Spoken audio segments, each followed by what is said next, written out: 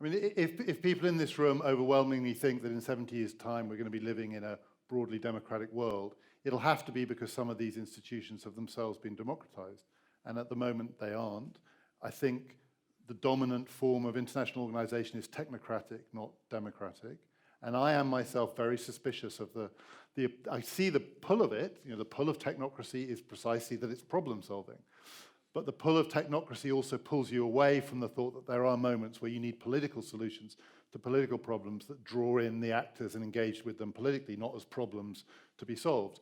And so my suspicion of the international political order in the current wave of globalization is as it moves down a technocratic path, it leaves these political issues to be resolved by traditional political means, which include things like war. That optimism, one thing that could puncture it is we've got to think of a way to democratize these international institutions. And it's not fashionable anymore, but I'm one of those people, I don't believe in e-democracy or anything like that, but I still hang on to the belief from 20 or 30 years ago that the European Union should democratize itself, but should become a proper continental democracy. And that seems to have gone out of fashion with the rise of nationalism. But something's got to give. The UN, the EU, the WTO.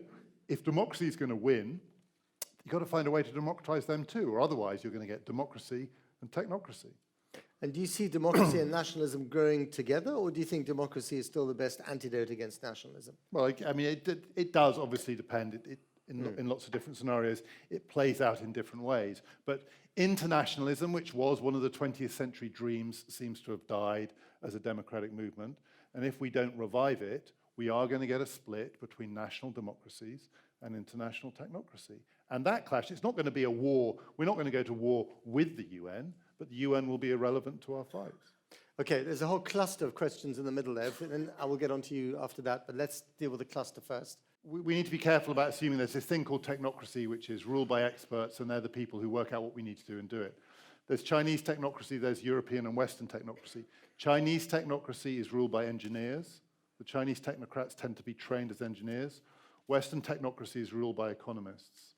So when our democracies get into trouble in Italy and in Greece, we call in the people who used to work for Goldman Sachs, partly because they all know each other, so they can talk to each other in a language they understand. The Chinese Politburo is made up primarily, often of Western-trained, American university-trained engineers. These are two very different views of what the challenge of technocracy is. And I can envisage a scenario over the next 70 years where the technocracies clash. Economic democratic technocracy against engineering autocratic technocracy. And that will be a clash of politics. It won't be a clash of experts having an argument about the expert way to solve it. It will be a clash of politics.